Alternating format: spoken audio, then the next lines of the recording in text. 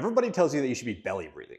But if your belly is the only thing that's moving and your rib cage is not expanding, you might still be breathing wrong. In today's video, I'm going to show you how to fix this issue, and I'm going to show you a very powerful drill that helps to expand and stretch the rib cage. What's going on, everybody? Blake here.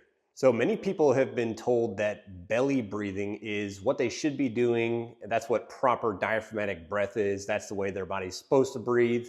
And that's a type of breathing that can help with stress. And while it's true, when you breathe, the diaphragm, your main breathing muscle, when you inhale, that muscle goes down and causes the belly to distend. However, what's also supposed to be happening during proper breathing is the rib cage is supposed to expand during the last 1/3 of the inhalation as your lungs volumize and fill up with air.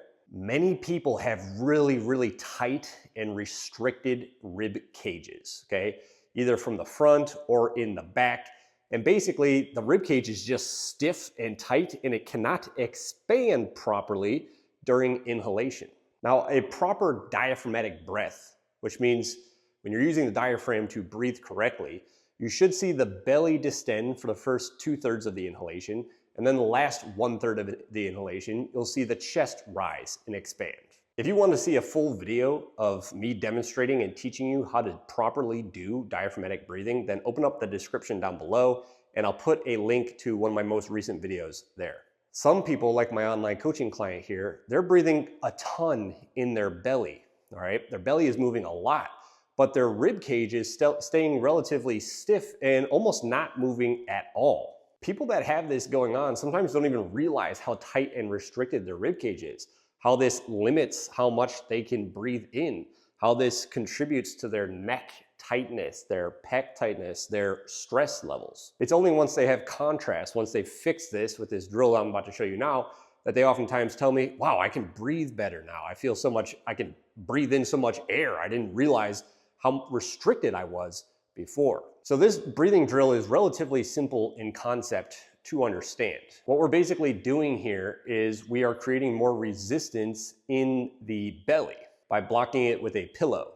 The body always takes the path of least resistance. So if there's a lot of resistance in the chest, in the rib cage, what's going to happen is that area is not going to expand. Your body's going to take the path of least resistance, which is oftentimes the belly.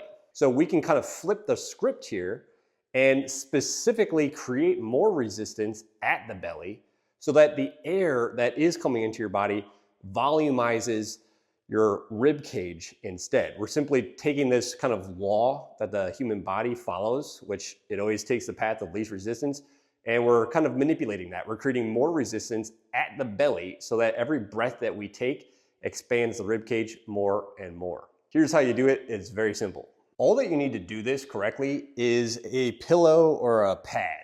Very simple, very simple. Basically, you're gonna kind of get into a child's pose position, but the pillow is going to be blocking the ribs and the abdomen. So it depends on kind of the thickness of your pillow. With the one that's about this thick, I would probably like double fold it, right? Because we want that resistance here, right? Below the rib line.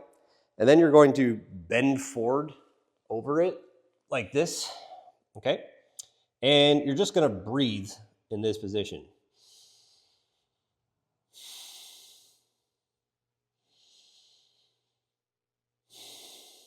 Okay, what's happening here is my belly is not really able to move out during this breath because it's blocked by the pillow. Instead, watch my upper back. You'll see my upper back expanding and kind of moving back that way with each breath that I take.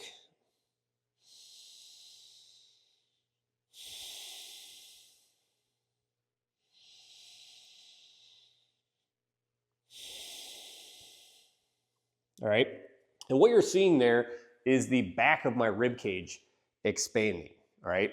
When you're doing any drills, whether it's diaphragmatic breathing or practicing this drill, you don't just want this forward expansion. You need to think about your kind of whole torso, your thorax, expanding 360 degrees around like a cylinder that's getting wider in both circumference and diameter, like this, right? So we're not just thinking about this kind of movement, we're thinking about this kind of movement, all right?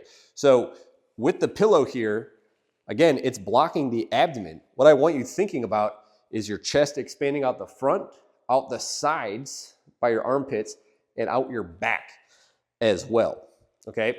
You're relaxed here, your hands are relaxed, your face is relaxed, and you're breathing through your nose.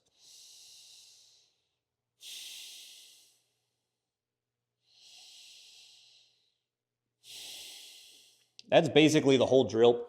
Very simple thing to do, yet a very powerful drill. A couple of things to keep in mind when you're doing this. It's probably not going to feel very comfortable when you're doing it. Especially if you're a chronic belly breather and you tend to breathe too much through your belly, this is going to basically stop you from being able to do that. So it's going to feel a little uncomfortable. You're going to be forcing air into a tight area. But for this, we do about like 20 or 30 breaths, and that's it, okay? We hit it, 20, 30 breaths, and then we're done with it. One thing I would encourage you to do is test and then retest. Basically, breathe in, see how that feels. Try, 20 to 30 of this drill, and then go back to your normal breathing after that. See how things feel. All right? You might find that you can take in a much deeper breath than you could before. Before I conclude this video, it's really important that you know what type of breathing you have. If you're a chronic belly breather and you can't expand your rib cage, what I showed you today is going to be of most benefit. However, if you are breathing kind of the opposite, if your belly is not moving enough and too much expansion is happening up at the chest and you're feeling the neck muscles like the sternocleidomastoid turn on and activate too much, then a drill like the one I showed you today is not really going to be most appropriate for you. You're already expanding too much from the rib cage, all right? In that case, just practicing diaphragmatic breathing, which is laying on your back in this position, one hand on your belly, one hand on your chest, making sure that that belly inflates for the first 1 or 2/3 of the breath, the last 1/3 comes into the chest. Practicing that drill through your nose, that would be more adequate than practicing what I showed you today. But again, this is all going to be specific on what type of breathing you have going on. What I would encourage you to do is assess yourself. We don't like to guess, we like to assess. So if you're not really sure what kind of breathing you have, then just turn on your smartphone, right? And put it on the ground, lay down in front of it, close your eyes, relax, try not to think about anything, and then just start breathing, okay? Breathe progressively deeper each breath, 10% more air each time you breathe. And then, do about 20 or 30 breaths and then just take a look at that video footage, see what you're doing. If you're seeing your belly is moving a ton, your rib cage is not expanding a lot, then what I showed you today is going to be a good drill for you to throw into the mix. If you're breathing way too much in the chest, you're actually feeling the breaths in your neck muscles, all right?